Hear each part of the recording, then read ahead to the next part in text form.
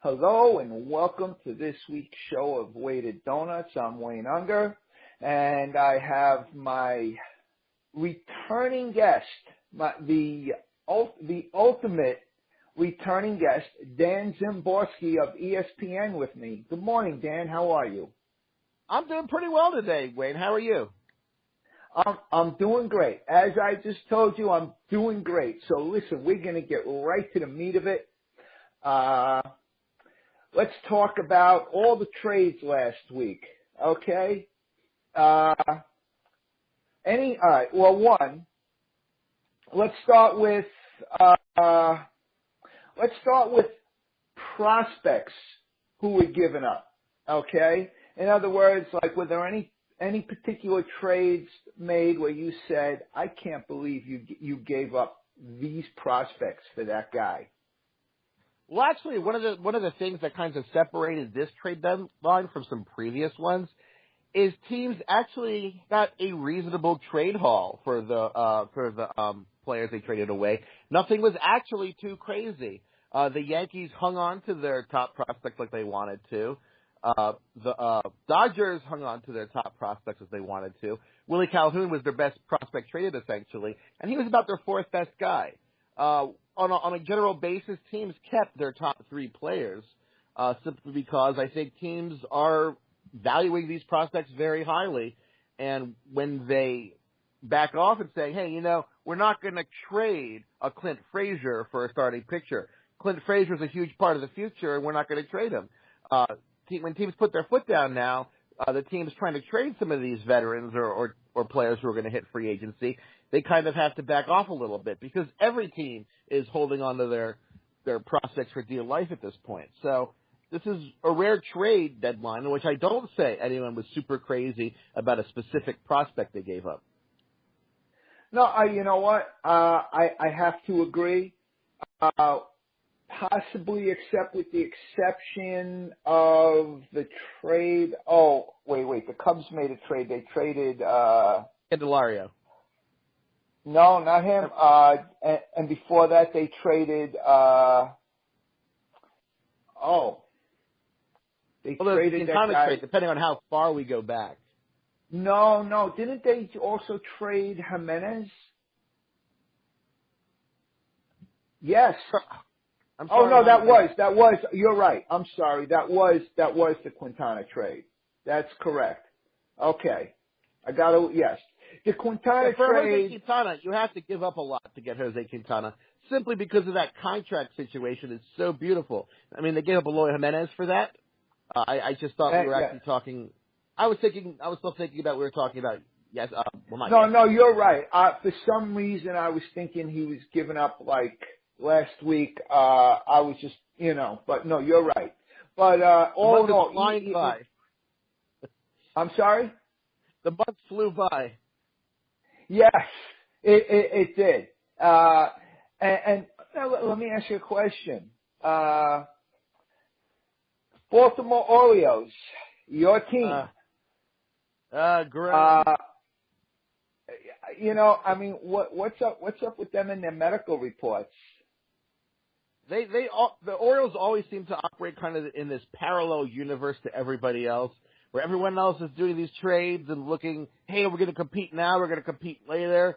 The Orioles are like in this parallel universe. They go, let's get Jeremy Hellickson, and backing off trades because the Dodgers and Astros were close on players with the Orioles, and they both backed out. Well, the Orioles backed out at the last minute, surprising them. Zach Britton, I think the Dodgers really expected to be able to land him this trade deadline, but the team backed off, and all they did was bring in Hellickson, acquired Tim Beckham, and none of these moves really push the O's forward now, and they don't really help them win that much later. So it's kind of another wasted opportunity for the Orioles.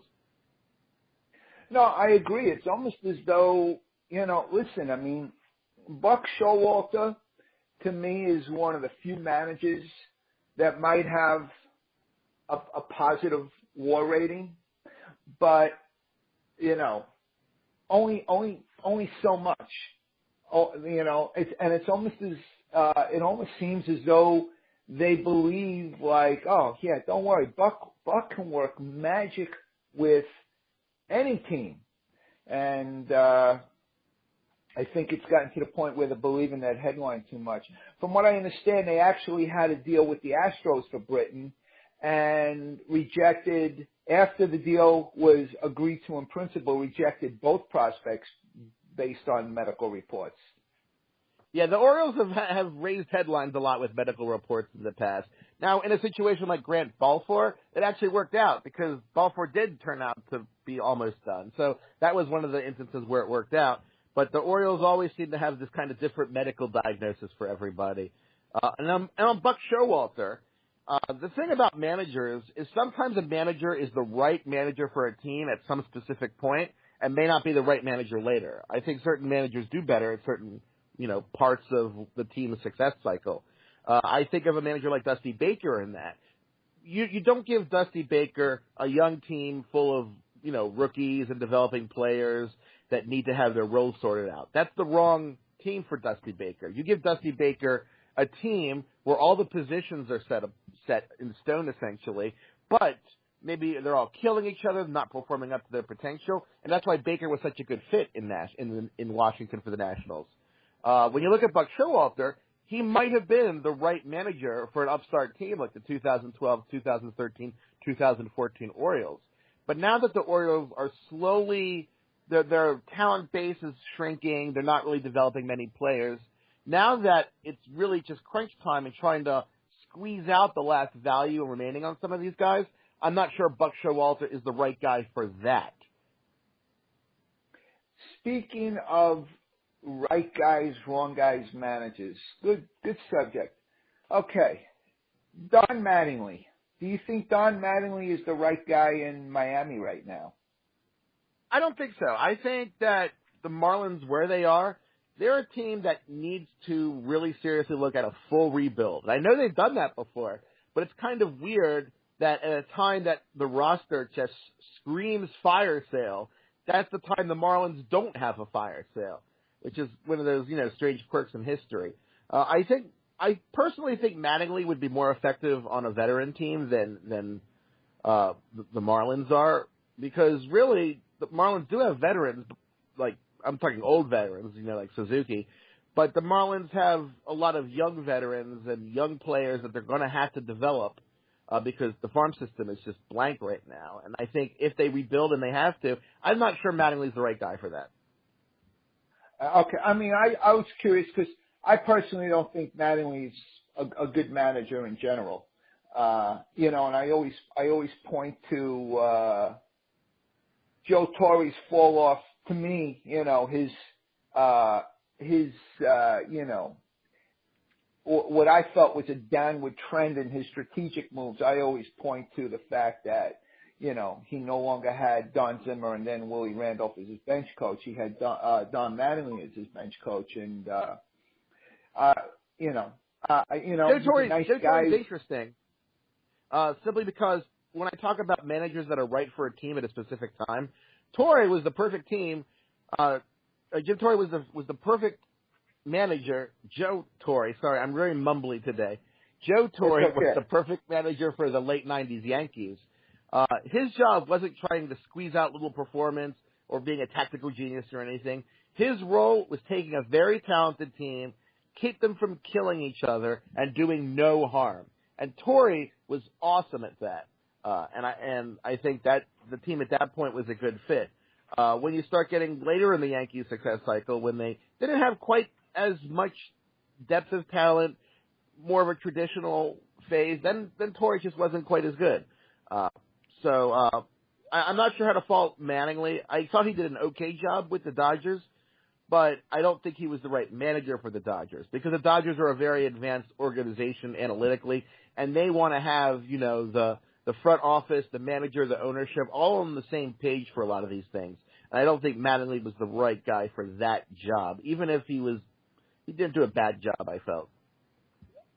Okay, so while we're on managers, who do you think, name a few guys who you think are the perfect managers for their team right now? I think, I believe Joe Madden is pretty much the perfect manager for his team. he's a forward-thinking manager. He's not perfect, but he's shuffled that team really well. It's a team with a lot of players that contribute more when you use their versatility. Someone, like Ben Zobrist does and Javier Baez does. When you can use these players' versatility, they get more value out of them, and Madden is the perfect guy for that kind of thing. I talk about Dusty Baker and I have a cat meowing. Pandora, go away. Sorry. That's okay. Dusty Baker, I think, is about perfect for the Nationals. I think in Cleveland, Terry Francona has done really well with the team. He's a veteran manager, but he's also bought into a lot of the advanced analytics stuff that the Cleveland front office does, because they have a big, large analytics team doing a lot of cool things. And he's always shown himself to be open to this kind of new thought. So those would be my favorites for current fit for a team. And I guess I'd also have to mention A.J. Hinch in Houston, who also, similarly to Francona, buys a lot of these things, has good buy and a good relationship with the front office. So those are, I think, are the managers with the best fit. Okay, yeah, and speaking of Madden and shuffling guys around and Baez, have you, I know you had said in the past that you constantly update your Zips projections. Have you made any kind of significant change for Addison Russell? Well, Russell's projections haven't really come down that far. Zips essentially reprojects on a daily basis. And when it comes down to it, he's not really that far behind the last couple seasons. He has a 719 OPS in the majors. He has a 722 OPS this year. Now, that's a little below simply because offense is a little higher in 16-17 than it was in 2015. But he's not really having that bad a season. He's still going to end up with about 3 WAR as opposed to 4 WAR last year. And he's still 23, so he has a lot of upside remaining. So his projections haven't really changed that much. But do you see? Listen, his defense is there. That we know. So do you see him an uptick, so to speak, in his offense coming down the road? I still think his power will continue to develop. I think we'll see 20 home run seasons again from him. I'm not really sure the batting average will get that high. We do live kind of in a low batting average era. I'm still optimistic. He has impressive physical talents. He's a very polished player for a guy his age. Because people look at him and say he's raw, but a lot of 23-year-olds, probably the majority, are still maybe in AAA at this point. And he's having his 3rd season as a significant contributor to a winning team.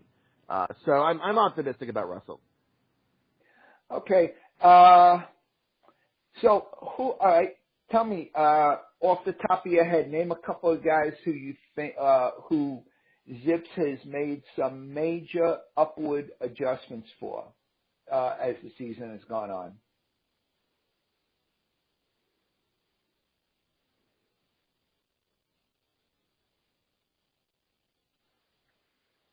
Hello? Oh, sorry.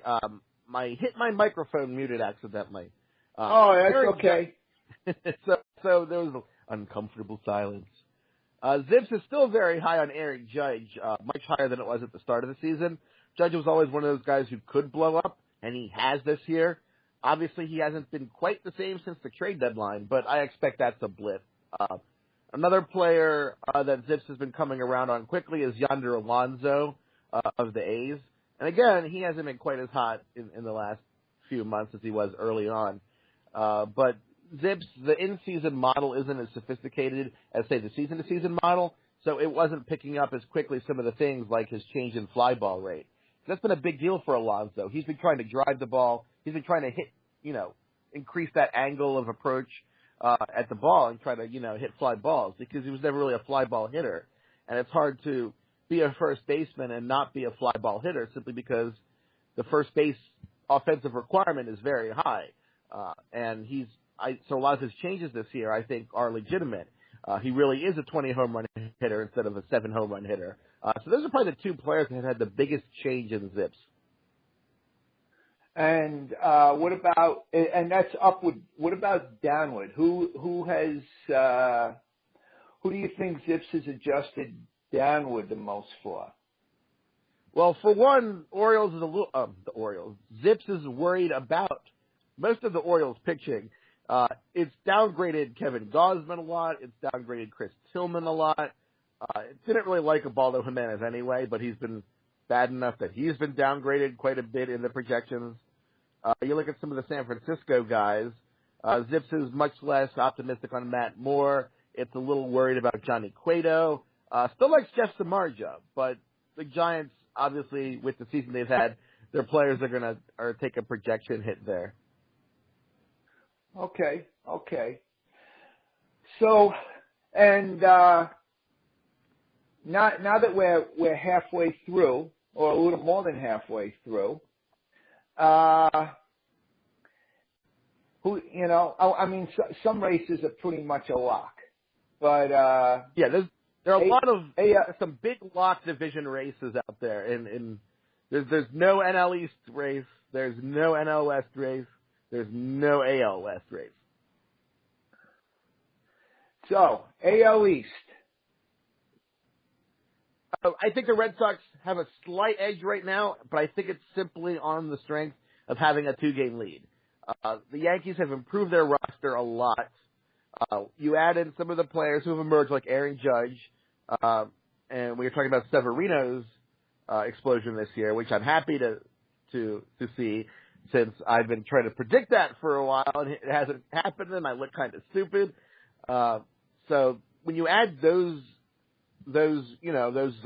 advancements on those young players, and you add in the additions they made, when you talk about Sonny Gray, and you talk about Todd Frazier, and you talk about David Robertson coming back, and you talk about Tommy Lane. Wait, no. Why am I saying? Sorry, I get them all confused sometimes. Kahani. Yeah, I know it's not. Sorry, I have guests, and I'm very, very tired. Tommy Kahnle is the player I'm looking for, but sigh. So, and what about the AL Central? Is Kansas City has pretty much zoomed back into the race, where everybody was saying, oh, they should just go ahead and sell now. I think based on the facts of the ground back in April and May, they were a strong candidate for looking at doing some trading off. But they played so well in the months after that, the offense really turned it around, that, things change. When the facts on the ground change, you have to change your opinion of events. I think that they did do some good things at the trade deadline. They didn't make any huge, gigantic, awesome trades like, we got a top starter. But Melky Cabrera really fits a need, because the corner outfielders have not hit at all this year for the team. Bonifacio has been good, but they haven't been playing full time. Even he hasn't really hit at the level of a league average player. Brendan Moss has been terrible. Alex Gordon's been terrible. Jorge Soler has been terrible. So Melky was a good addition, as was the big Padres trade that brought in Trevor Cahill and Brendan Marr and Ryan Buchter. I think that improved the team's depth, even if it wasn't that exciting. So I do like where the Royals are. I still think the Indians are better, though. I have to agree. And what about the NL Central? So you think the Cubs are about to zoom away with it? I always said that I felt that the Cubs were a team that could suddenly go like 30-10 over a stretch. They still have a slim lead because the Brewers have been hanging tough, but the Cubs have been playing like the Cubs lately. And adding Jose Quintana is obviously not something that's going to hurt the team. And adding Justin Wilson, it makes that bullpen even deeper than it is, because it is a pretty good bullpen. They don't have anyone who's really just, been terrible in the bullpen. I think the Brewers, they're an interesting team, and they'll be back next year and the year after and so on. But I don't think, when you look at the pennant race, that they're going to be 2 games better than the Cubs. So it's not a laugher like the NL East or the NL West, but I do think the Cubs are a pretty strong favorite at this point. And you speaking of the NL West, what about Arizona and Colorado? You expect them to continue their pace and be the two wild card teams? I do. They've come down a little to earth simply because these weren't really 600 winning percentage teams. But, you know, what they say about possession being 9/10 of the law, having that 4, 5, 6 or more game lead against very few contenders. Because you look at the AL East, everybody's within 10 games of the wild card.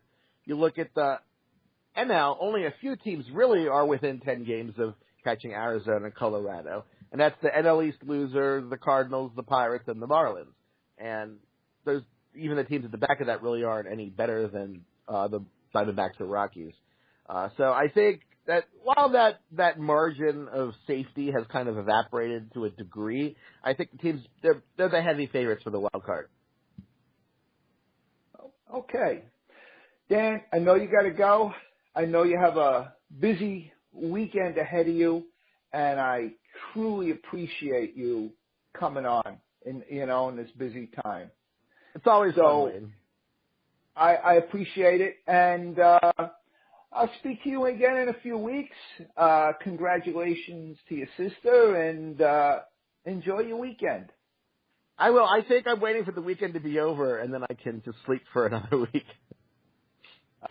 Because between a trade deadline, you don't sleep around the trade deadline because there's always something happening. There's always rumors. There's trades. There's arguments. So I've been doing a lot of radio, obviously, because people want to talk trade deadline. But you combine all that, and I am just exhausted. Okay, well, I guess the next time I have you on, we'll be talking about September call-ups. Yep, that should be fun. I'll talk to you later, Wayne. All right, thank you, Dan. Enjoy. And that's this week's show of Weighted Donuts. We'll be back next week. Thank you for listening.